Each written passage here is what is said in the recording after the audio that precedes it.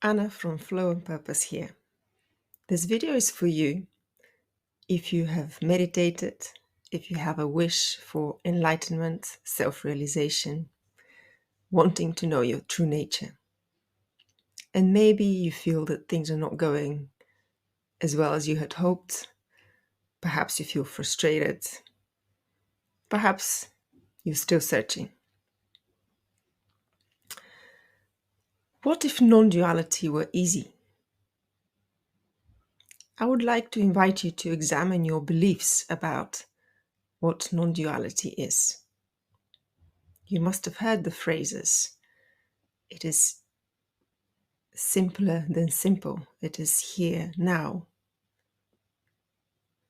You only have to recognize your true nature. There is nothing to do. It's all in the present.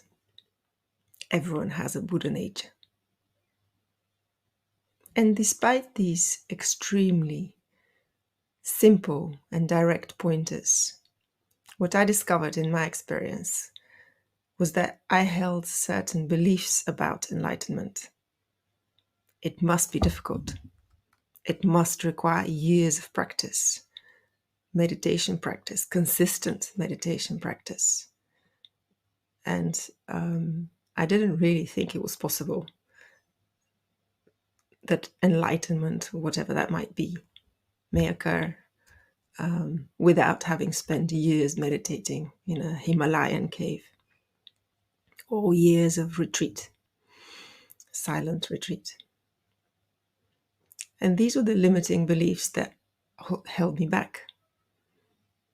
And even saying me, it doesn't feel really applicable. But that's what was stopping the realization. So please have a look what you believe on this theme. Perhaps you think it will take many lifetimes, as the Buddhist belief, or that you needed to have been born in an auspicious family. It's not particularly important what the beliefs are, just be aware of them. And it is not that you're not able to recognize your true nature, but as long as you hold those beliefs, it stands in your way.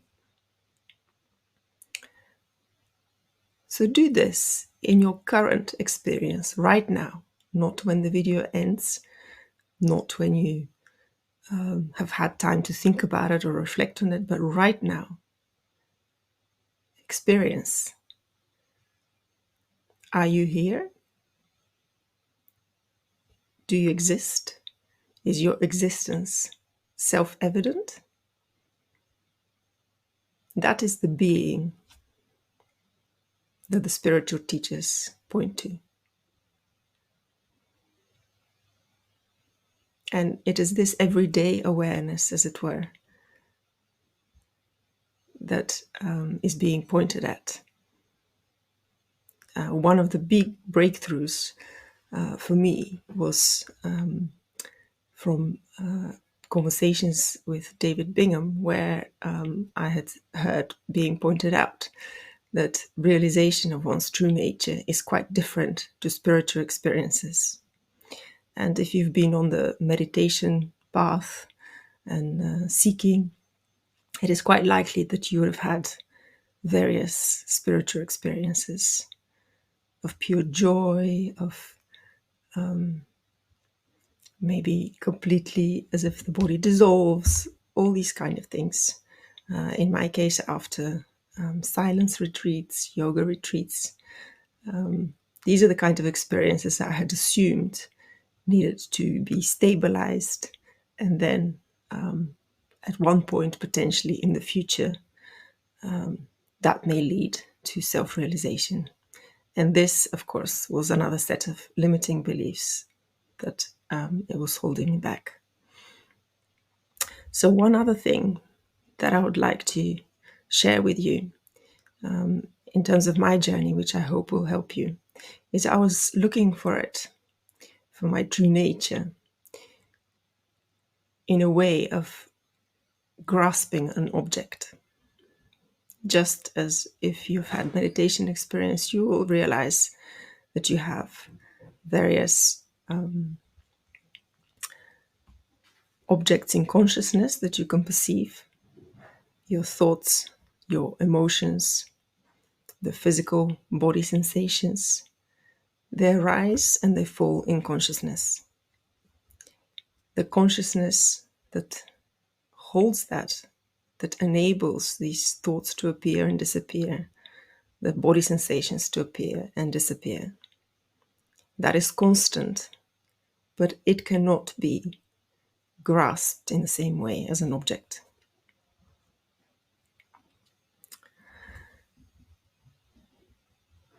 One way in which Sailor Bob, a non-duality teacher who was a student of Nisargadatta, puts this to make the distinction between conceptual awareness, a conceptual thought, and pure awareness, is he points to concepts such as water. The word water, the concept water, cannot quench your thirst, and neither can you wash your face in it. But in the reality of water, you can. So one final thing that I want to share with you is to reflect on your reaction to hearing this, hearing the utter simplicity of non-conceptual awareness, your true nature, and its availability in the present moment, and its non-reliance on years of meditation or any other spiritual practice. If you experience that as triggering, I invite you to reflect on that. And it's quite likely that this is a sign of a spiritual ego arising.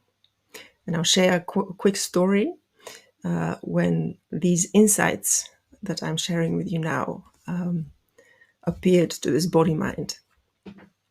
What I did is share it enthusiastically with someone who has much greater meditation experience. And I could see that did not land well.